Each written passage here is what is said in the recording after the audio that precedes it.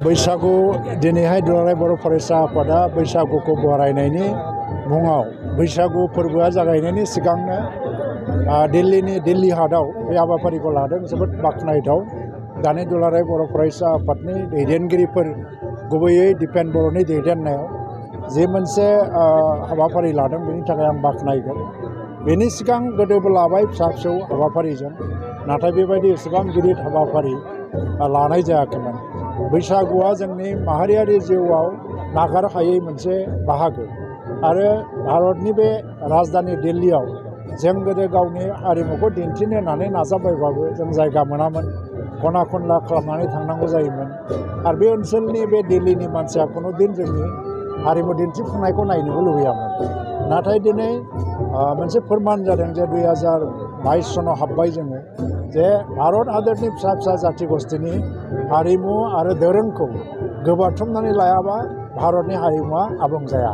दा जायनि थाखाय ओंखायनो बर' हारिमुजों लोगोसेयैनो आसामनि गुबुन गुबुन हारिफोरनि फिसा फिसा जनजातिफोरनि हारिमुफोरखौबो गोबाथुमनानै लानानैसो भारतीय संस्कृति। दा जों बेनिफ्राय थांगोन आरो 15 तारिख एप्रिलनिफ्राय 1 तारिख बैसागनि उनावहाय गावबागाव गामियाव जों बैसागु रंजाहैगोन। आं बेखौल' खावलायो जे बैसागु रंजानाया मोनसे दोरोङारि फोरबो। जोङो गोजाम मेथडजोंनो रंजानांगौ। जुदिও माने स्टेजआव फैबाय दिनैहाय, थेवब्लाबो जोंनाव भालगारिज्मआ फैनो नाङा।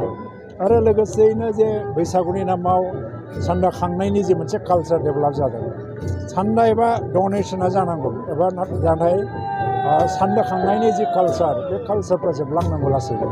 खारन बैसागुखौ रंजानो थाखाय गावबागाव सिपिनिफ्रायबो हानाय मानसिफ्रा एफा एफा होलायनानैसो रंजानांगौ। बेवहायसो आसल माने गोजोननाया दङ। खालि जों मालायनिफ्राय खांनानैल' रंजायोबा बाहाय गोजोननाया थानाय नङा। थ' दिनै बे बैसागु हारिमुनि गेजेरजोंनो जोंनि हारिमुखौ दिन्थिनांगौ। दिल्लीया दिनै नाजावनांगोन, दिनै नङा गाबोन जोंनि बर'नि हारिमुखौबो भारतनिनो मोनसे मुल धारानि एबा गुबै दाहारनि मोनसे हारिमु हिसाबै गनायनानै लाथारनांगोन। नङाबा भारतनि हारिमुवा मालाबाबो आबुं जानाय नङा। दा बेखौनो दिन्थिनो थांनानै दुलाराय बर' फरायसाफोरा बहुद बोसोरनिफ्रायनो नाजाबोदोंमोन।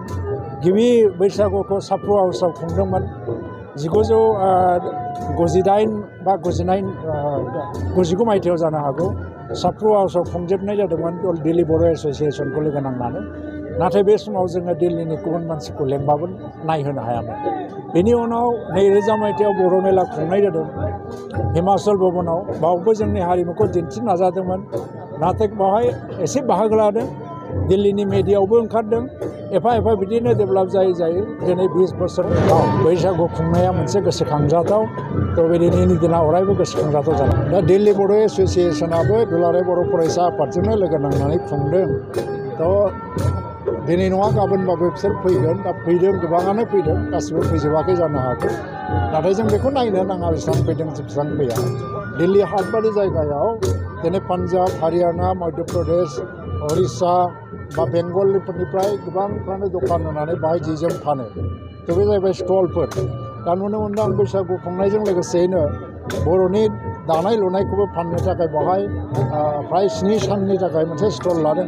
2 साननि थाखाय स्टल लादों होननानै आं खोनादों। दखानफोरखौबो नुनो मोनदों। थ' फार्स्ट टाइम दिल्ली हाटआव आगोलाव मोनफा मोननै दखान फैयोमोन। बै खनाथिंनो मोनसे ब्राउपेटनि दखान दं, बाय बर'नि गामसा आर'नाइ नुनो मोनो।